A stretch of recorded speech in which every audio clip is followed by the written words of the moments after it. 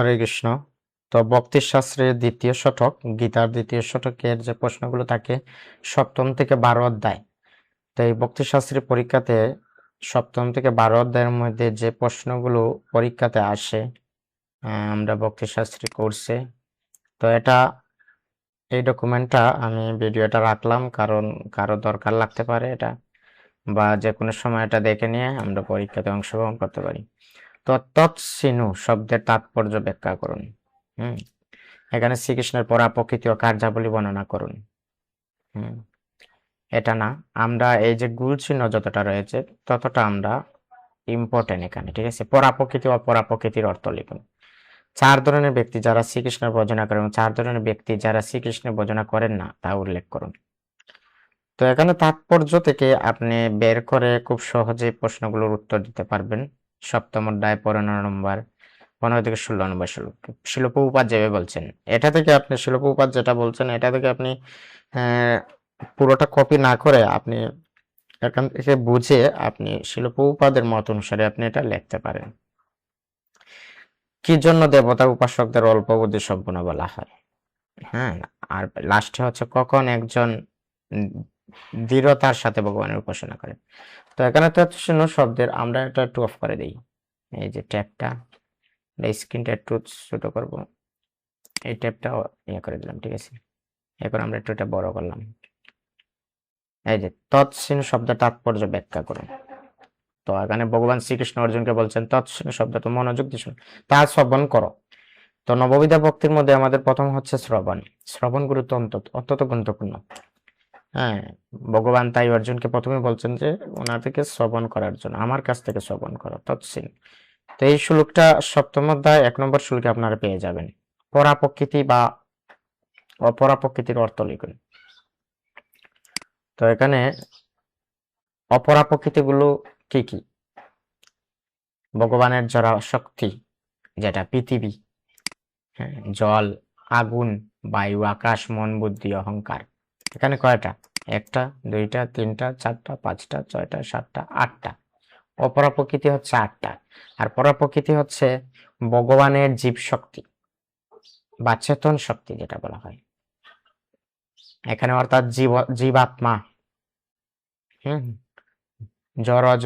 জড়া প্রকৃতির নিয়ন্ত্রণ ও ব্যবহার করে জীবাত্মা, যেটা চেতন শক্তি ভগবানের পরা প্রকৃতি যেটা। ওকে, তো 13 নম্বর, 4 ধরনের ব্যক্তি যারা শ্রীকৃষ্ণের ভজন করেন, 4 ধরনের ব্যক্তি যারা করেন না উল্লেখ করুন। তো যারা করেন এবং যারা করেন না তারা কে কে? এখানে দুঃখী ব্যক্তি, যারা দুঃখী ব্যক্তি তারা ভগবানের ভজনা করেন, অর্থাৎ ধন প্রাপ্তি, যারা ধন প্রাপ্তির জন্য চেষ্টা করেন। হ্যাঁ, যেমন আমি ভগবানের ভজনা করতেছি ধন প্রাপ্তির জন্য। জিজ্ঞাসু, জ্ঞান অনুসন্ধানকারী, যিনি জ্ঞান অনুসন্ধান করেন, তিনি ভগবানের ভজন জ্ঞানী, জ্ঞান সম্পূর্ণ ভক্ত। তো যারা ভজন করেন না, এখানে কি? অজ্ঞানী, মূঢ় যেটা বলা হয়, নরদাম, অদম ব্যক্তি, মায়ায় অপহিত জ্ঞান, আসুর ভাব সম্পূর্ণ, এই 4 প্রকার ব্যক্তিরা ভজনা করেন না। কি জন্য দেবতা উপাসকদের অল্প বুদ্ধি সম্পূর্ণ বলা হয়েছে? তো এটা অনেকে মাইন্ড করতে পারেন যে দেবতা উপাসকদের তুচ্ছ করা হয়েছে। না, এটা শাস্ত্রে যেভাবে বলা হয়েছে সেভাবে। যারা কামনা বাসনা যারা চালিত হয়ে দেবতাদের পূজা করেন, তারা ক্ষণস্থায়ী ফল লাভের জন্য পূজা করেন। তাদের বুদ্ধি স্থায়ী, পরম কল্যাণের দিকে নয়, বরং সাময়িক ভোগের দিকে থাকে, তাই তাদের অল্প বুদ্ধি বলা হয়। তো আমরা শিব পূজা করব, শিবকে উপাসনা করব, কিন্তু ধন প্রাপ্তির জন্য নয়, ঐশ্বর্য বা এখানে ন জনম ন সুন্দরী, কোন সুন্দরীকে পাওয়ার জন্য নয়, এখানে অল্প বুদ্ধি বলা হয়েছে এদের। আমরা মহাদেবের উপাসনা করব, দুর্গা দেবীর উপাসনা করব, কৃষ্ণ ভক্তি যাতে দৃঢ় হয়, কৃষ্ণর ভক্ত যাতে আমরা হতে পারি, সেটা প্রার্থনা করব। কখন একজন দৃঢ়তার সাথে ভগবানের উপাসনা করেন? যখন ব্যক্তি পাপ থেকে মুক্ত হয়, পুণ্যকর্মের ফলে হৃদয় শুদ্ধ হয়, তখন সে দ্বন্দ্বমোহ থেকে মুক্ত হয়ে দৃঢ় সংকল্পের সাথে ভগবানের ভজনা করেন। তো আগে পাপ মুক্ত হতে হবে। তো এখানে অষ্টম অধ্যায় সপ্তম অধ্যায় শেষ। অষ্টম অধ্যায়ে আমাদের 3টা 4টা 5টা 6টা রয়েছে গুরুত্বপূর্ণ প্রশ্ন। শ্রীকৃষ্ণের নির্দেশ অনুসারে কর্তকর্ম করার সঠিক পন্থা। 8 অধ্যায়ের সপ্তম শ্লোক এটা। মামনুস্মর যুদ্ধচ্ছ শব্দটির ব্যাখ্যা করো। এটা অষ্টম অধ্যায়ের সপ্তম শ্লোক। ওম এবং হরে কৃষ্ণ কীর্তনের মধ্যকার সম্পর্ক কি, এটা বোঝানো হয়েছে। দুঃখালয় শব্দের অর্থ লিখো। তো আমাদের আগে প্রশ্ন বুঝতে হবে, এই কলিযুগে কি জন্য অন্যান্য যুগপক্ষে অনুশীলন করা হয় না? কিভাবে একজন ভক্ত তার দেহ ত্যাগের জন্য নিজেকে প্রস্তুত করেন, এটা অষ্টম অধ্যায় 23-27 শ্লোক আছে। শ্রীকৃষ্ণের নির্দেশনা অনুসারে কর্তকর্ম করার সঠিক পন্থা কি? আমরা প্রথম একটা গুরুত্বপূর্ণ এটা প্রশ্নের উত্তর দেওয়া হলো, শ্রীকৃষ্ণ বলেন সর্বদা তাকে স্মরণ করে নিজের কর্তব্য কর্ম সম্পাদন করতে হবে। অর্থাৎ আমাদের কর্ম মানেই কি, এটা দোষযুক্ত, অর্থাৎ কর্ম করতে হলেই আমাদের দোষে যুক্ত হতে হবে, কিন্তু মন ও বুদ্ধি ভগবানের প্রতি নিবিষ্ট রাখতে হবে এবং কর্মের ফলটা ভগবানকে সম্পাদন করতে হবে। এভাবে কর্মযোগের মাধ্যমে পরাগতি লাভ করা যায়। ভগবানকে স্মরণ করে কর্তব্য কর্ম সম্পাদন করতে হবে। মামনুস্মর যুদ্ধাচ্ছ শব্দটি ব্যাখ্যা করো। তো এখানে বানান একটু এটা ভুল আছে, এটা প্রশ্নের সাথে এটা একটু ভুল আছে, এটা আপনারা দেখে নেবেন প্রশ্ন। মামনুস্মরণ যুদ্ধাচ্ছ অর্থাৎ ভগবানকে স্মরণ করো, যুদ্ধ করো। অর্থাৎ ভগবান বলছেন যে ভগবানকে স্মরণ করে যুদ্ধ করো। এখানে অর্জুনকে বলছেন আমাকে স্মরণ করে যুদ্ধ করো। এখানে শিক্ষা হলো জীবনের কর্তব্য কর্ম পালন করতে হবে, এটা হচ্ছে যুদ্ধ, আমাদের জীবন যুদ্ধ, কিন্তু ভগবানকে ভুলে নয়। সংসারের কাজের মাঝে ঈশ্বরকেই প্রকৃত যুগ, ঈশ্বরকে স্মরণ করাই প্রকৃত যুগ, ভগবানকে স্মরণ করাই প্রকৃত যুগ। ওম এবং হরে কৃষ্ণ কীর্তনের মধ্যকার সম্পর্ক কি? ওম হলো পরম ব্রহ্মের মূল ধ্বনি বা প্রতীক। পরম ব্রহ্মের যে মূল ধ্বনি হচ্ছে ওম। হরে কৃষ্ণ মন্ত্র সেই পরম সত্যের নাম সংকেত। ওম ব্রহ্মের সাত তত্ত্ব প্রকাশ করে, আর হরে কৃষ্ণ কীর্তন ভগবানের ব্যক্তিগত নাম রূপ প্রকাশ করে। উভয়ই ঈশ্বর শরণ ও মুক্তির পথ। তো এটা আরো সুন্দরভাবে বিভিন্ন শাস্ত্রে আছে ওম শব্দের ব্যাখ্যা এবং হরে কৃষ্ণ মহামন্ত্রের ব্যাখ্যা। হরে মানে রাধারানী, কৃষ্ণ রাধা কৃষ্ণের কাছে সেবা চাওয়া হচ্ছে হরে কৃষ্ণ মহামন্ত্র। হরে কৃষ্ণ কৃষ্ণ কৃষ্ণ হরে হরে, হরে রাম রাম রাম হরে হরে, এই হচ্ছে প্রার্থনা। দুঃখালয়ম শব্দের অর্থ কি? দুঃখালয়ম অর্থ দুঃখের আলয়, দুঃখে পূর্ণ স্থান। এই জগৎ জড় জগৎ ক্ষণস্থায়ী, দুঃখময়, তাই একে দুঃখালয় বলা হয়। তো এই জড় জগৎটা হচ্ছে দুঃখালয়, দুঃখের সমুদ্র এখানে, ঠিক আছে। তো এখানে দুঃখালয় শুধু দুঃখই পাবো আমরা, এখানে সুখের আশা করা আমাদের সব থেকে বড় ভুল, যেটা অষ্টম অধ্যায় 15 নম্বর শ্লোকে রয়েছে এটা, ঠিক আছে। এই কলি যুগে কি জন্য অন্য অন্য যুগ পক্ষে অনুশীলন করা হয় না? এই কলিযুগে মানুষের আয়ু স্বল্প, স্মৃতিশক্তি দুর্বল। এই যে স্মৃতিশক্তিটা হচ্ছে দুর্বল, মন অস্থির, আমাদের মন অস্থির, যেমন আমার মনটা অস্থির। তাই কঠোর তপস্যা, ধ্যান ও জটিল যুগ সাধনা করা কঠিন। এর জন্যই সহজ পদ্ধতি নাম সংকীর্তন, হরে কৃষ্ণ মহামন্ত্র জপ এই যুগের প্রধান কার্যকর সাধন পদ্ধতি। কিভাবে একজন ভক্ত তার দেহ ত্যাগের জন্য নিজেকে প্রস্তুত করেন? শ্রীমদ্ ভগবদ গীতার অষ্টম অধ্যায় 8-23-27 নম্বর শ্লোক অনুযায়ী, একজন ভক্ত সর্বদা ভগবানের স্মরণ, ভক্ত যুগের স্থিতি থেকে নিজেদের দেহ ত্যাগের জন্য প্রস্তুত নেন। তিনি জানেন যে মৃত্যুকালে যার চিত্ত এর যেদিকে নিবিষ্ট থাকে সেই গতি লাভ করে। তাই তিনি সর্বদা ভগবানের নাম জপ ও স্মরণ করেন, মন ও বুদ্ধি ভগবানের প্রতি নিবিষ্ট রাখেন, পুণ্যকর্ম শুদ্ধ জীবন যাপন করেন। উজ্জ্বল পথ, দেবযান, অন্ধকার পথ, পিতৃযান, সমুদ্রের জ্ঞান রেখে ভক্তি যুগ অটল থাকেন। যে ভক্ত এই দুই পথ শুক্ল কৃষ্ণ গতি সম্বন্ধে জানেন, তিনি মোহিত হন না এবং সর্বদা যুগে যুক্ত থাকেন, ফলে দেহ ত্যাগের সময় তিনি ভগবানের পরম ধাম লাভ করেন। তো ভক্তরা শুক্লপক্ষ কৃষ্ণপক্ষ, হ্যাঁ, এগুলো দ্বারা বিচলিত হন না। উনি কি করেন? সর্বদা যুগে যুক্ত থাকেন এবং দেহ ত্যাগের সময় ভগবানের পরম ধাম লাভ করেন, সর্বদা ভগবানকে স্মরণ করেন। তো নবম অধ্যায় হচ্ছে শ্রদ্ধা বলতে কি বোঝায়? আমরা কিন্তু ওই যে গোল চিহ্ন ওগুলো আমরা কিন্তু ইয়ে করতেছি। কৃষ্ণ ভাবনামীতে কিভাবে শ্রদ্ধার উন্নতি করা যায়? হ্যাঁ, মহাত্মার সংজ্ঞা কার্যাবলী ব্যাখ্যা করুন। কিভাবে কৃষ্ণ তার শুদ্ধ ভক্তদের সুরক্ষা প্রদান করেন তা প্রদান করুন, ব্যাখ্যা করুন। যুক্ত বৈরাগ্য কি, কিভাবে তা মুক্তির পথে অগ্রসর করে? ভক্তি যুগের পন্থায় কি জন্য উচ্চ নিচু শ্রেণী লোকদের মধ্যে কোনো পার্থক্য নেই? তো শ্রদ্ধা বলতে কি বোঝায় এখানে? কৃষ্ণ বর্ণনায় কিভাবে শ্রদ্ধার উন্নতি করা যায়?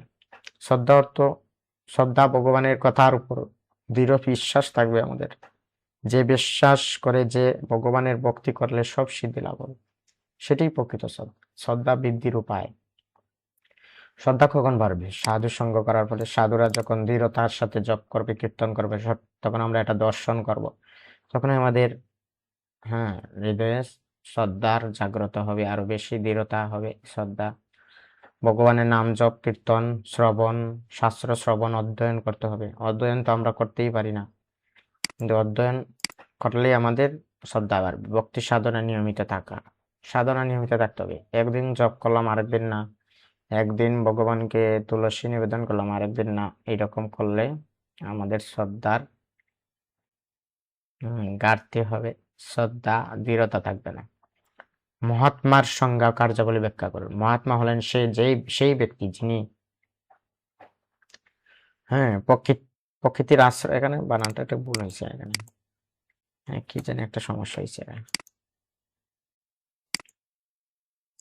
ওকে, প্রকৃতির আশ্রয় গ্রহণ করে ভগবানের একনিষ্ঠ ভক্ত হন, তাদের কার্য। সর্বদা ভগবানের কীর্তন করেন যিনি, তিনি হচ্ছেন মহাত্মা। দৃঢ় প্রতিজ্ঞা হয়ে ভজন করেন, তিনি হচ্ছেন মহাত্মা। নম্রভাবে প্রণাম করেন, তিনি হচ্ছেন মহাত্মা। অন্যান্য চিত্তে সেবা করেন, তিনি হচ্ছেন মহাত্মা। এই হচ্ছে মহাত্মার লক্ষণ। কিভাবে কৃষ্ণ তার শুদ্ধ ভক্তদের সুরক্ষা প্রদান করেন? শ্রীকৃষ্ণ বলেন যে যারা অন্যান্য চিত্তে তার ভজন করেন, তিনি তাদের যুগকম বহাম্যহম, একটা রয়েছে না আমাদের, অন্যান্য চিন্তয়ন্ত মম ইয়ে জনম পরিপাসতে তেষাম নিত্যবিয়ক্তানাম যোগকমম বহাম্যহম। 9 নম্বর অধ্যায়ের 22 নম্বর শ্লোক এটা। সেখানে অভাব বলতে ভগবান যে ওনার জিনিসপত্র জড়জাগতিক জিনিস সেটা বোঝাচ্ছে না। অভাব বলতে উনি অভাব পূরণ করেন কি? কৃষ্ণ ভক্তির অভাব পূরণ করেন।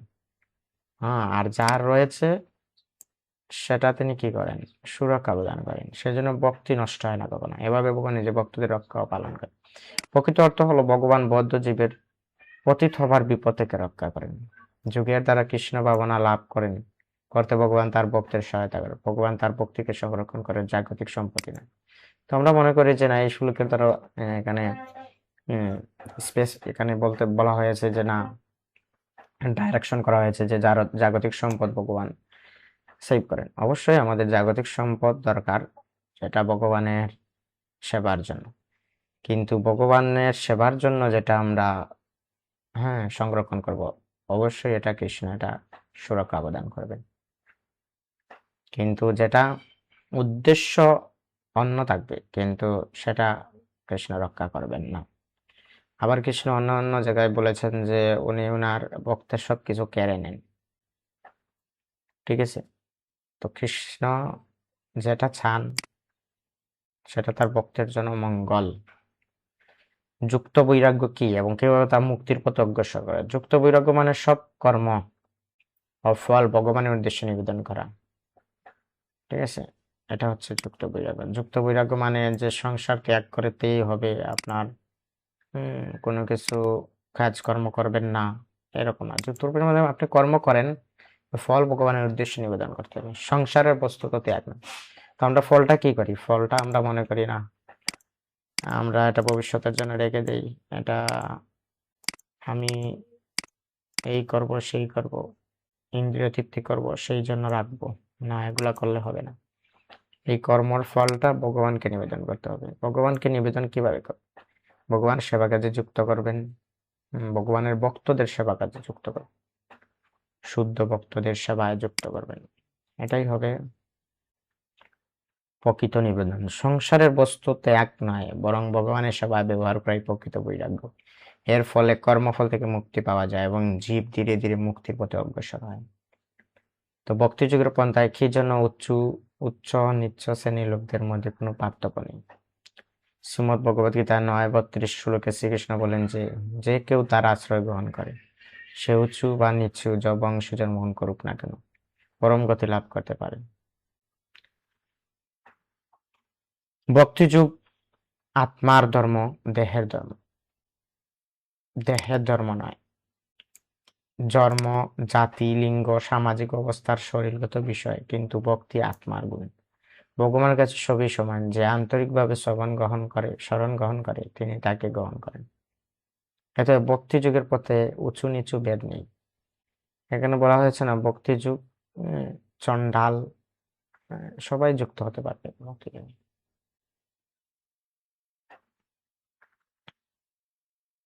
এখানে রয়েছে আমাদের কৃষ্ণ ভাবনাময় রূপভূষণ পাঠ করেছিলেন একটা শ্লোক আছে, এখানে আপনারা পড়লে বুঝতে পারবেন তাৎপর্য, পুরো তাৎপর্য। নবম অধ্যায় 22 নম্বর শ্লোকে, 22 নবম অধ্যায় 22 নম্বর ইয়েতে, ঠিক আছে, শ্লোকে তাৎপর্যতে পাবেন। এটা আরো সুন্দর আছে, এখানে সুন্দর না তেমন, আরো সুন্দর করে পাবেন। শ্রীকৃষ্ণ এবং জীবের মধ্যে পার্থক্য কি? এটা না, শ্রীকৃষ্ণ হচ্ছেন সমস্ত দেবতার উৎস, তা বৈদিক শাস্ত্র থেকে উল্লেখপূর্বক প্রমাণ করুন।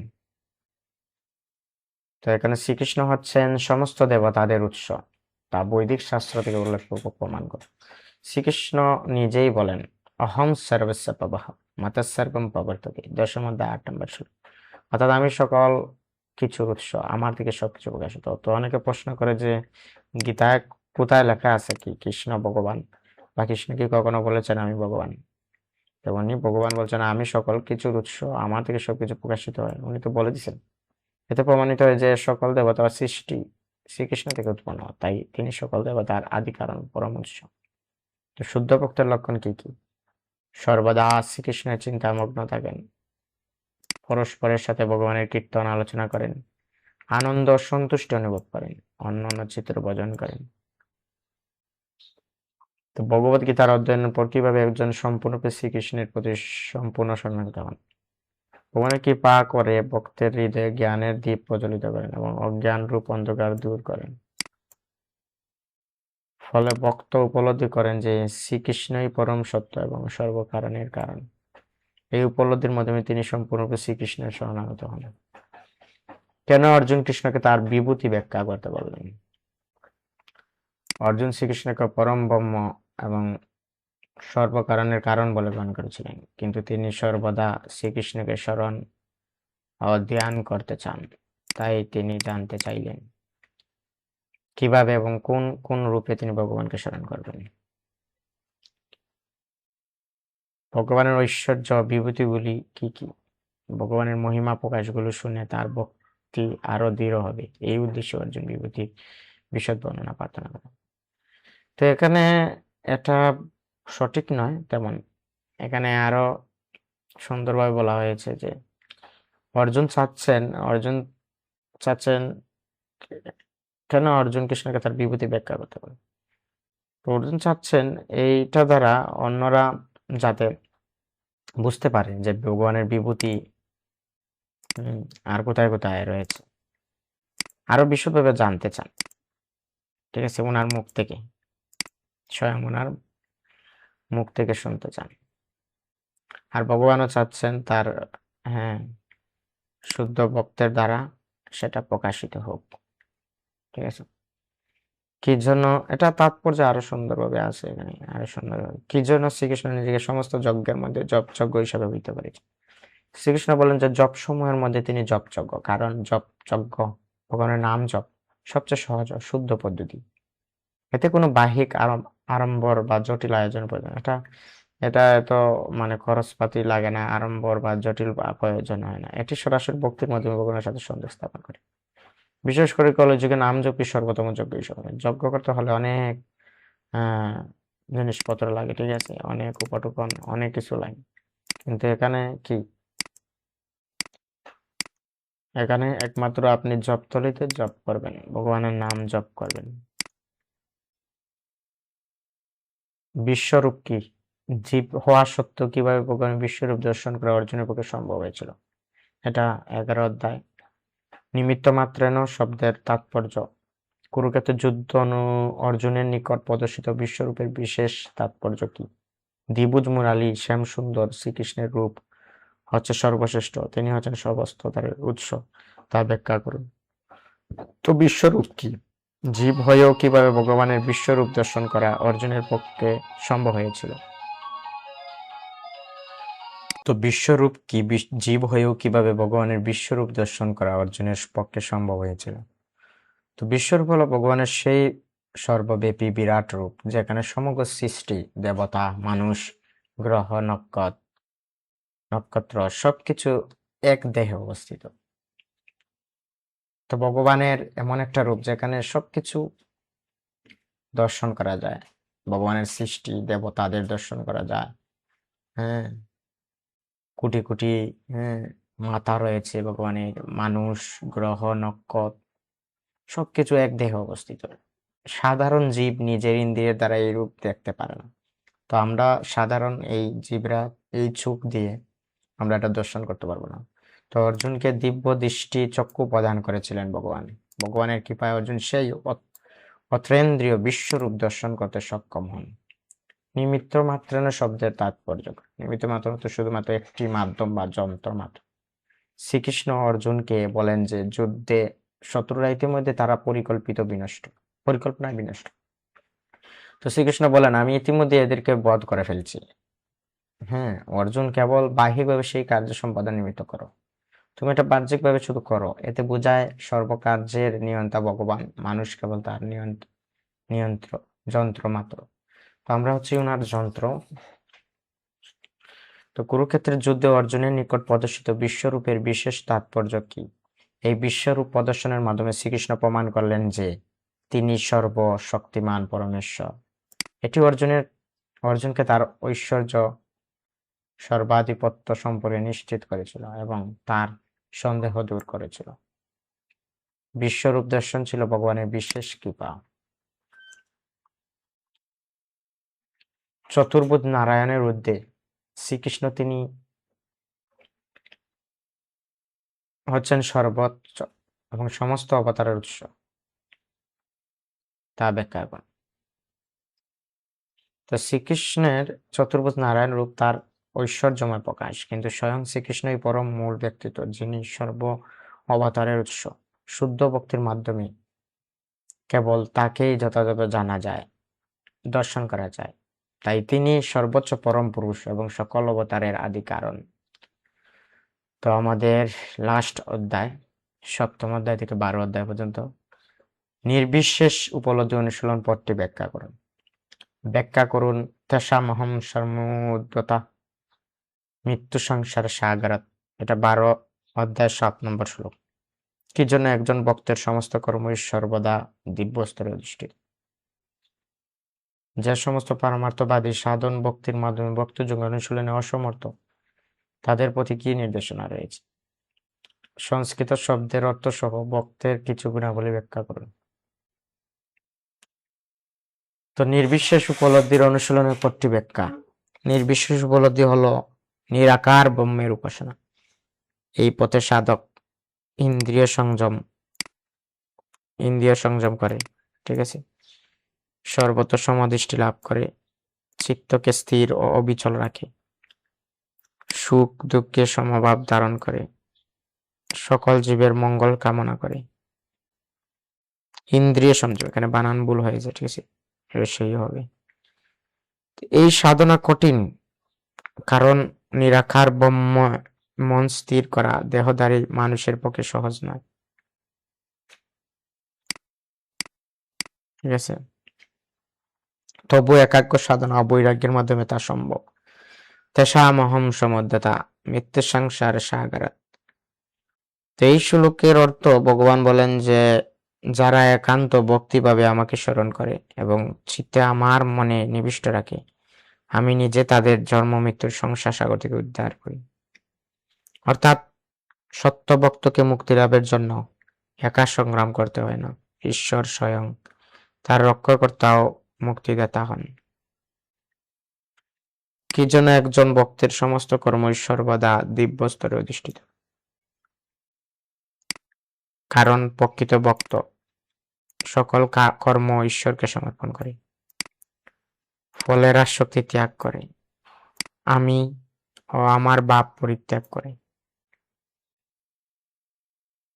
ঠিক আছে, কারণ কি, একজন ভক্ত যখন কার্য করে তখন সে মনে করে তার গুরুদেব এবং ভগবানের কৃপা সেটা হয়েছে, আমিত্ব ভাব আসে না, ফলের আসক্তি ত্যাগ করে, সকল কর্ম ঈশ্বরকে সমর্পণ করে। ফলে তার প্রতিটি কাজ ঈশ্বর স্মরণ ও ঐশ্বরাপন্নে সম্পন্ন হয়, তাই তার সমস্ত কর্মই দিব্যতায় প্রতিষ্ঠিত হয় এবং তা আর বন্ধনের কারণ থাকে না। যে সকল পারমার্থিবাদী সাধন ভক্তির মাধ্যমে ভক্তি যুগ অনুশীলনে অসমর্থ, তাদের প্রতি কি নির্দেশ রয়েছে?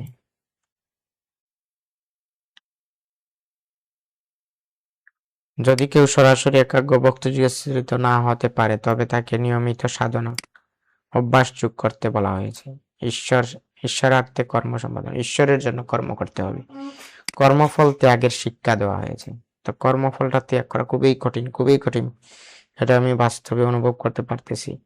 আমি যে কর্ম করি এটার একটা আশা থেকে যায় আমাদের, যেন আমি এই কর্মের মাধ্যমে সফলতা অর্জন করব। আমি একটা ফল আশা করি, আমি এটা থেকে একটা প্রভাব পাবো। হুম। আর যদি না পাই তখন কষ্টে ডিমোটিভেশন হয়ে যায়, কাজের প্রতি ডিমোটিভেশন হয়ে যায়, কাজ ত্যাগের মনোভাব চলে আসে। এটা হচ্ছে আমার নিজের উপলব্ধি। তো এটা খুবই কঠিন, এটা খুব সহজ, 4টা অক্ষর, কর্মফল ত্যাগ। হ্যাঁ, 5টা 6টা 7টা 8টা অক্ষরের লেখা, এটা কর্মফল ত্যাগ। কিন্তু এটা খুব কঠিন, খুবই কঠিন। ধীরে ধীরে অভ্যাস ও ঈশ্বরাপন্ন ফল ত্যাগের মাধ্যমে ভক্তির প্রতি অগ্রসর হতে হবে। সংস্কৃত শব্দের অর্থ সহ ভক্তের কিছু গুণাবলী। তো ভক্তদের কি গুণাবলী রয়েছে? অদেষ্টা, কারো প্রতি বিদ্বেষ নেই, মৈত্র, সকলের প্রতি বন্ধুভাবাপন্ন, করুণ, দয়ালু ও সহানুভূতিশীল, নির্মম, আমার ভাবহীন, হ্যাঁ, আমিত্ব ভাব নেই, নিরহংকার, অহংকার শূন্য, সম দুঃখ সুখ, সুখ দুঃখে সমভাবাপন্ন, ক্ষমাশীল, সর্বদা সন্তুষ্ট, সর্বাবস্থায় সন্তুষ্ট, দৃঢ় নিশ্চয়, ঈশ্বরে অটল বিশ্বাস, আনন্দে উচ্ছ্বাসিত নয়, দুঃখে বিমর্ষ নয়। এই সকল গুণে যিনি বিভূষিত তিনি প্রকৃত ভক্ত এবং তিনি ঈশ্বরের প্রিয়। তো এখানে অনেক ভুল রয়েছে, ওয়ার্ড ভুল, হ্যাঁ, তাৎপর্যে বিভিন্ন শব্দের ভুল হতে পারে, সেগুলো সংশোধন করবেন। জয় শিল প্রভুপাদ, হরে কৃষ্ণ। তো এগুলো আপনারা মনোযোগ সহকারে একটু দেখবেন, তাহলে আপনারা এখানে শুধু পরীক্ষা না, আপনারা বাস্তব জীবনে এগুলো প্রয়োগ করতে পারবেন। শুধু পরীক্ষাতে পাস করে সার্টিফিকেট পাওয়া সেটা উদ্দেশ্য নয়, নিজের জীবনে আচরণ করা এটাই হচ্ছে আমাদের উদ্দেশ্য। হরে কৃষ্ণ।